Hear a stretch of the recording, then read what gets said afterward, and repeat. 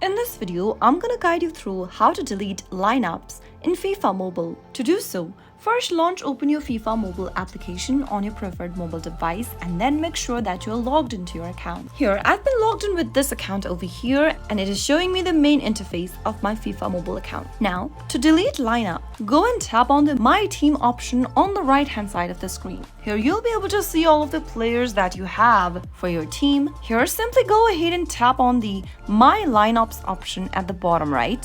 And then tap the gear icon right next to the team you'd want to delete the lineup from. Now, right next to delete lineup, you'll be able to see a trash can icon. If you delete this particular lineup, your player will still be available in your roster.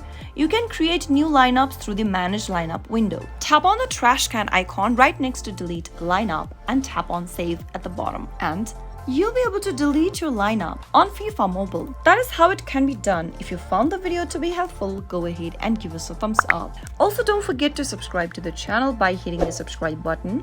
Press the notification bell so that you'll never miss another upcoming upload from us. I'll soon be back with more videos like this. Thank you for watching.